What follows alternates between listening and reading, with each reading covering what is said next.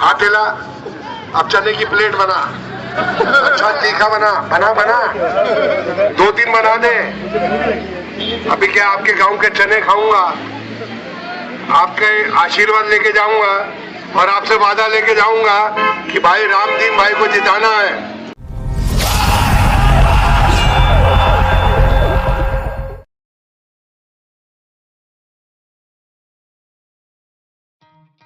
केम जो मजामा भाई लोग, राजनीति और गुंडागर्दी दोनों एक दूसरे के बिना रह नहीं सकते। भारतीय राजनीति में अक्सर देखा गया है कि प्रदेश का सबसे बड़ा गुंडा सिस्टम में घुसता है, सफेद कपड़ा पहनता है, लाल बत्ती वाली गाड़ी में घूमता है और सबकी वाट लगा कर रख डालता है।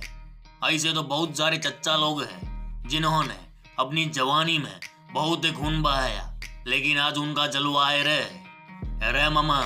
क्राइम वर्ल्ड के इतिहास को खंगालोगे तो देखने को मिलता है कि कोई भी गुंडा मवाली हो, उसके पीछे किसी ना किसी बड़े नेता का हाथ होता है।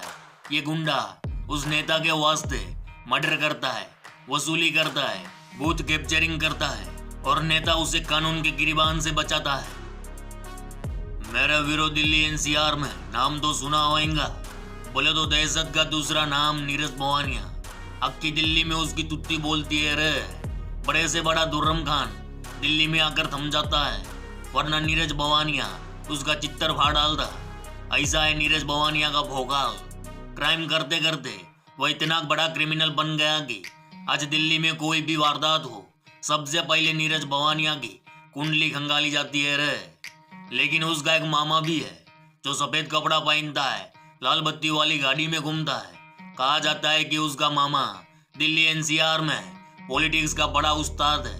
वह जब चुनावी रैली निकालता है तो उसके जुलूस में बॉलीवुड के बड़े बड़े सितारे प्रचार करने आते हैं। लेकिन नीरज भवानिया के मामा को भी एक गैंगस्टर के रूप में माना जाता है। कहा तो यह भी जाता है कि मामा अपने भांजे को राजनीतिक संरक्षण देता है। कुछ साल पहले दिल्ली अंडरवर्ल्ड में मामा कहे जाने वाले उस नेता की तलाश दिल्ली और यूपी पुलिस को थी, जिसका नाम है रामबीर शोकिन, जो है रिश्ते में नीरज भवानिया का मामा, और इसीलिए दिल्ली अंडरवर्ल्ड में उसे मामा कहा जाता है।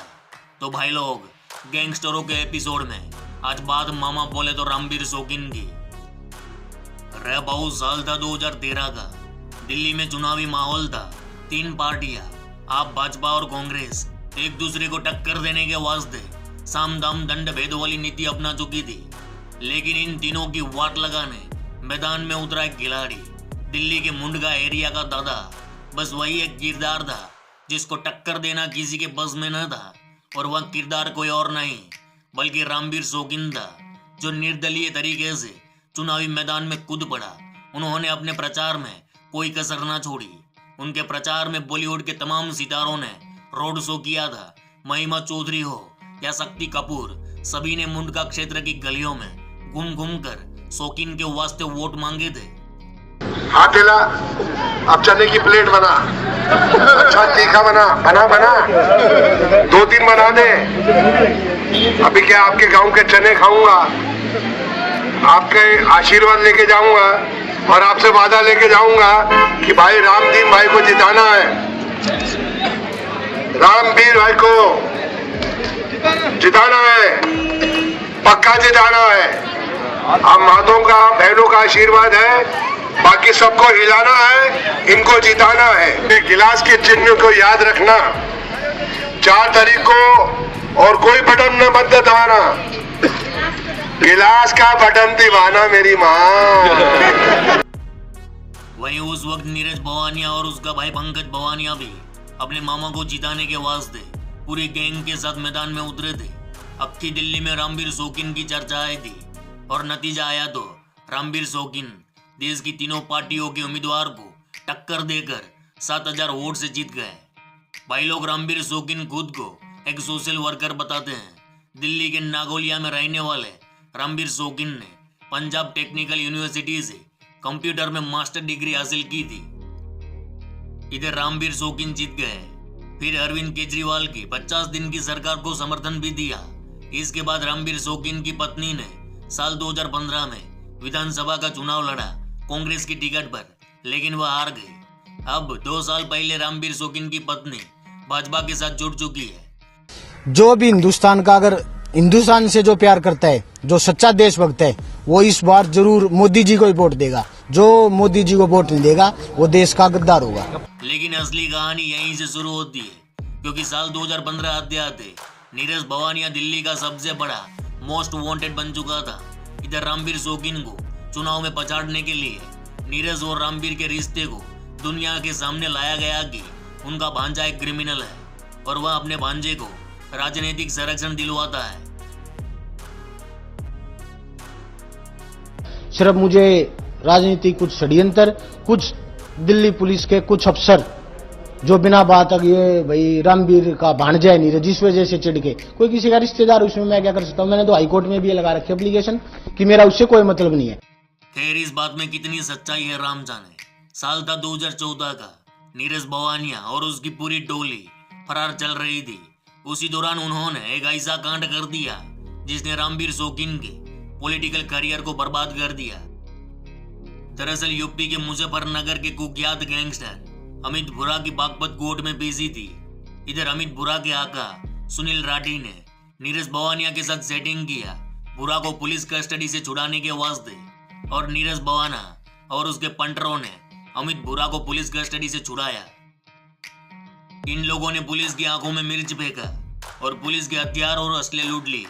इसके बाद जब दिल्ली पुलिस ने इस केस में छानबीन की तो लूटी हुई 2 AK-47 में से एक रणबीर शोकीन के बवाना स्थित एक प्लॉट से बरामद हुई।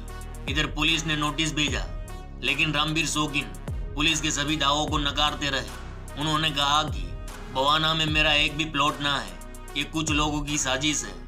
मैंने खुद पढ़ा था कि 1.5 महीने पहले जो हथियार लूटे गए थे वे बरामद कर लिए गए। जब वे पहले बरामद कर लिए तो कल परसों कहां से आगे फिर से दोबारा से?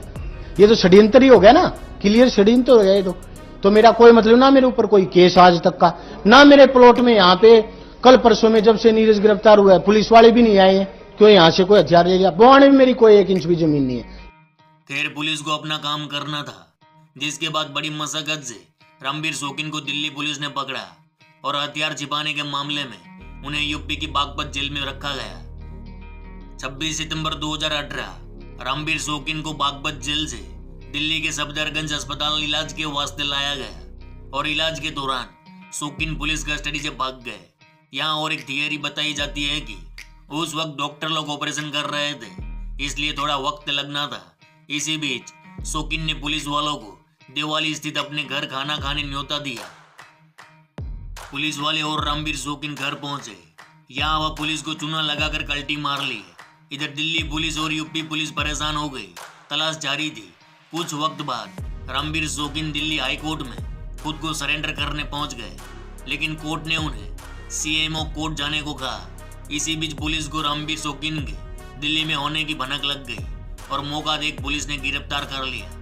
लेकिन आज भी रणबीर शोकीन का कहना है कि मेरे ऊपर लगाए गए सभी आरोप गलत है। मैं एक पॉलिटिशियन हूँ, सोशल वर्कर हूँ, गैंगस्टर नहीं। खैर, जो भी हो, ये थी नीरज भवानिया के मामा रणबीर शोकीन की पूरी कहानी। चलो इस गुज्जू भाई का राम राम, मिलते हैं फिर।